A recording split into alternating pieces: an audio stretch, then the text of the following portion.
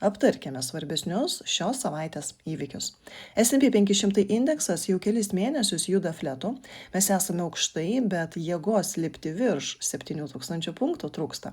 O kai indeksas konsoliduojasi, dažniausiai vyksta viena iš dviejų fazių. Arba tai yra kaupimas prieš naują judėjimą aukštyn, arba išsikrovimas prieš korekciją. Todėl seksime įvykius. O vertinant atskiras kompanijas, matyti šios savaitės aiški sektorių rotacija. Prie to prisidėjo ir geopolitinė įtampa, ir ypač laukiama Nvidios ataskaita. Bet apie viską nuo pradžio. Savaitės pradžia buvo neutrali, netgi sakyčiau teigiama, nors vis dar buvo aktuali Trumpo tarifų tema. Aš priminsiu, kad aukščiausias teismas pripažino didžiąją dalį tarifų neteisėtais. Ir kompanijos turėjo laukti kompensacijos, bet Trumpas nebūtų Trumpas, jeigu jisai greitai pasiduotų. Tai momentaliai pagrasino įvesti papildomus 10% tarifus, o vėliau ir visus 15%. Iš vienos pusės investuotojai kaip ir pripratę prie prezidento išsišokimų, todėl labai nenusigando, bet nervingumo rinkos dalyviams tokie sprendimai tikrai įneša, nes suprantame, kad visa tai atsilieps ir įmonių maržoms, nes kaštai augs, ir infliacijai, nes viskas pabrangs. Ir galiausiai nebeaišku, kokie tikėtini Fedo veiksmai bus, nes jeigu infliacija augs, tai palūkanas mažinti bus sunkiau. Tai volatilumo didelio nebuvo, daugiau jautėsi, kad rinkos kažko tai laukia.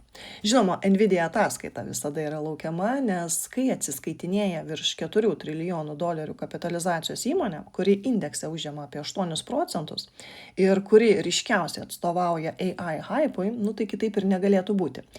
Ir ataskaita buvo tikrai stipri, viršytos prognozės, bet rinkos dalyviams to jau nebepakanka.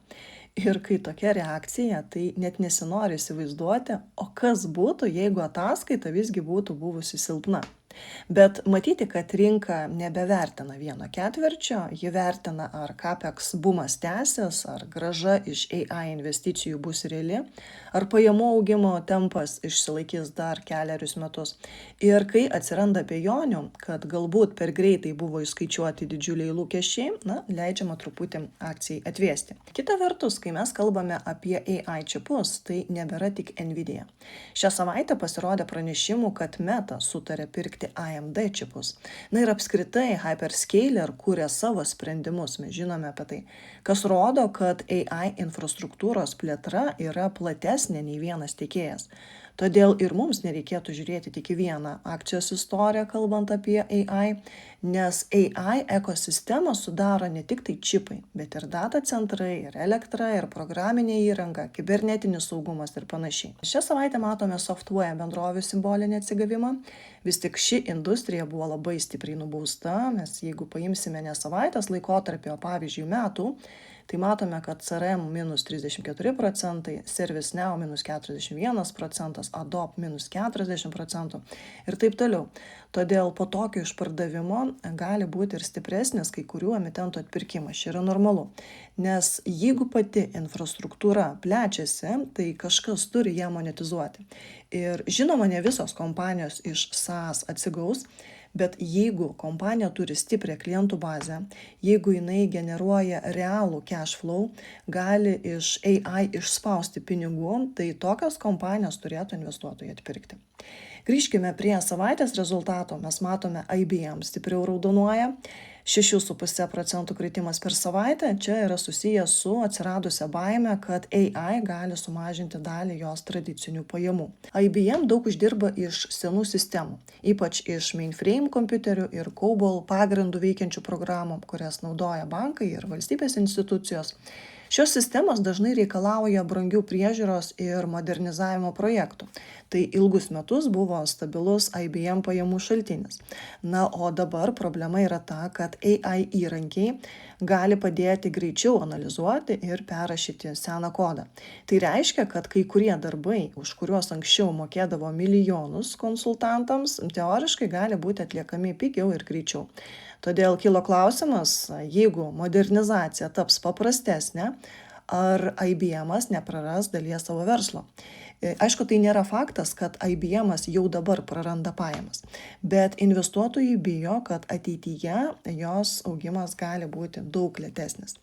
Tuo tarpu Netflix po savaitės atrodo stipriai išaugęs ir tai nėra atsitiktinis judėjimas, kaip rašo Reuters, Warner Bros. Discovery sandorio aukcione galutiniu favoritu tapo Paramount, kuri pasiūlė aukštesnę kainą apie $31 už akciją. Netflixas dalyvavo procese su mažesniu pasiūlymu tarp $27–28, na ir nusprendė kainos nekelti. Todėl pasitraukė iš varžybų ir tai, kad Netflixas nusprendė nepermokėti, lėmė akcijų augimą. Rinka tokį sprendimą įvertino kaip finansinę discipliną, visgi pripažinkime, kad Warner Bros. Turi didelę skolą ir sudėtingą verslo struktūrą, todėl agresyvus įsigijimas galėjo reikšti didesnę finansinę riziką ir spaudimą laisviems pinigų srautams. O Netflix parodė, kad jis neperka bet kokią kainą, todėl fone, kur lūkesčiai aukšti, plus geopolitika didina riziką, investuotojai apdovanoja tą kompaniją būtent už discipliną. Ir čia yra labai geras pavyzdys, kuris parodo, kad rinka šiandien reaguoja ne tik į augimą, bet ir į rizikos kontrolę. Tuo tarpu bankų sektorius šią savaitę buvo silpnesnis ir tai yra gana logiška žiūrint į bendrą foną, nes kai atsiranda geopolitinė įtampa su Iranu, kai kyla naftos kaina, rinka automatiškai pereina į atsargesnį režimą.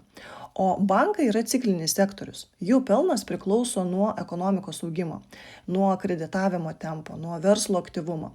Ir jeigu atsiranda baimė, kad energijos kainos gali spausti infliaciją arba lėtinti ekonomiką, investuotojai pirmiausia mažina pozicijas būtent tokiuose sektoriuose. Prie to prisideda ir tarifų tema, jeigu muitai didinami, verslų kaštai auga, investicinis aktyvumas gali mažėti, o tai ilgainiui reiškia lėtesnį paskolų augimą. Todėl bankų akcijos dažnai sureaguoja anksčiau nei realūs makro duomenys, nes rinka pradeda įkainoti galimą sulėtėjimą. Taip pat svarbi palūkanų kryptis, bankų pelningumas stipriai susijęs su palūkanų maržomis. Jeigu rinka pradeda tikėtis palūkanų mažinimo arba mato spaudimą pajamingumo kreiviai, bankų vertinimai tampa jautresni. Tai nebūtinai reiškia, kad su bankais kažkas blogai fundamentaliai.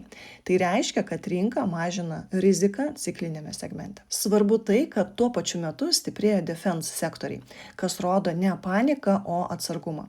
Kapitalas šiuo metu labiau ieško stabilumo nei agresyvaus augimo.